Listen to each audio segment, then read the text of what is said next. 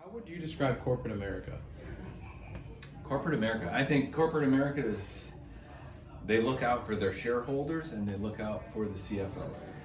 I would define corporate America as sort of the managerial workings of the American economy. You know, the businessmen, the big corporations, and how those affect us.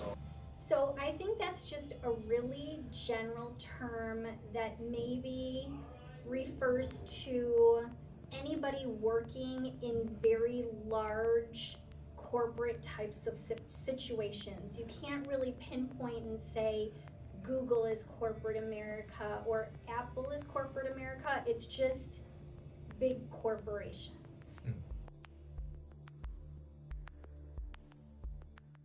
In 1865, the American Civil War marked the end of slavery in the U.S. and a move toward the Second Industrial Revolution.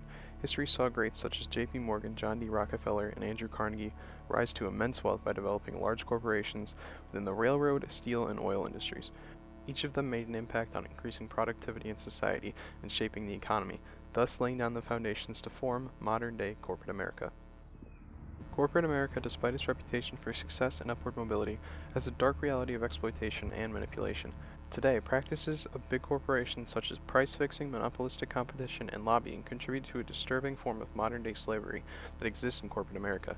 These practices are aimed at stifling competition and cornering the market, allowing corporations to exert their power and control over the masses. Although there are many benefits to corporate America, it generally exploits and manipulates the population, sprouts corruption, and harms the lower class. One of the major problems with corporate America is corruption. The common practice of lobbying adds to the corruption negative reception of corporate America. The wealth of big businesses gives them major advantages over normal citizens. One place this is especially prevalent is with tax breaks. In a Public Citizen article, Josephine Fonger states, the 55 largest corporations that paid $0 in federal corporate income taxes in 2020 spent $450 million on lobbying and political contributions in recent years. I think lobbying is bad. Like, the tobacco industry lobbied for years with Congress, and same with the NRA, right? They send down individuals that they pay an extremely large salary to influence government politics. And I think that's incorrect, that's wrong. According to a general survey we conducted, about 81% of respondents shared the same feelings as Mr. Ellison, and many also said lobbying was immoral, unfair, and that it ruins democracy. Though it is often seen as morally wrong, lobbying is perfectly legal. According to financial professional Michael J. Boyle, often overlooked in the many rights protected by the First Amendment is the right to lobby. While the Constitution technically protects this right, corporations use it as a loophole. They use it to their advantage and profit off of the greed of corrupt politicians. The Founding Fathers envisioned a democratic society that worked for the people, not just the top 1%. They had no foresight that any sort of corruption would take place and stayed true to their morals. This is the basis that American politics was built upon, and if politicians stray too far from the original vision, the government and society will crumble. According to Merriam-Webster, a monopoly is exclusive possession or control, or a commodity controlled by one party.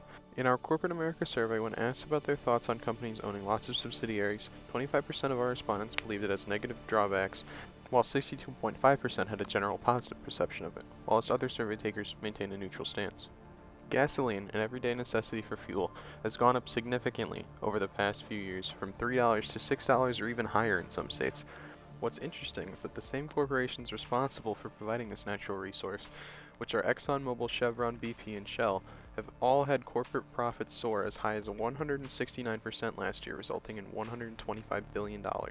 All of these companies have spent around $73 billion to maintain high gas prices to buy back their own stocks, increasing dividends for wealthy shareholders. While corporate profit margins are only increasing from inflation, people with lower incomes are the ones suffering.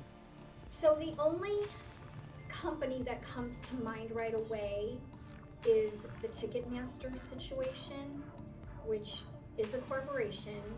They definitely have a monopoly, but I don't think people really care about it as like an individual consumer. Nobody cares about it until there's a problem. And when we saw with the Taylor Swift ticket buying issues, people were all over Ticketmaster for that. I think if you're corporate America, of course you don't want any competition, so they would do whatever they could to not have competition. But I think most industries, it's already kind of there and built in. I feel we have very few monopolies, but like I said, Ticketmaster's the only one I can think of. There might be more. So for us as the consumer, we just benefit from competition because they need to be the best or continue to strive to be the best so that we go out and spend our money with them. The exploitation of vulnerable workers is also a major issue in corporate America. Immigrants, refugees, and individuals without legal status in the United States are often targeted by employers looking to cut costs and increase profits.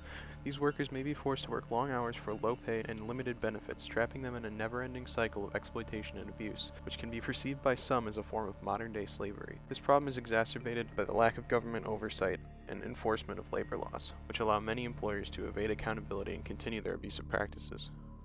Well, based on firsthand experience, my friends that went into corporate America instead of starting a business right out of college, they are very lackluster and demotivated going into work every single day because they're given the same meaningless tasks over and over again.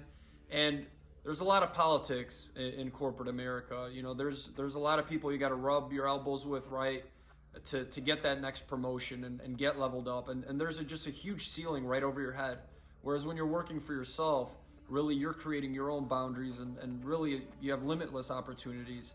So I think the lack of opportunity and getting put inside this kind of box, essentially by a bunch of gatekeepers, is really what I personally see as the biggest negative impact that corporate America has had on society. While corporate America is a critical part of the U.S. economy, it ultimately has many disturbing realities that are often overlooked. Monopolistic practices, the exploitation of lower-class workers, and the lack of government integrity and oversight all contribute to a larger problem of exploitation and manipulation.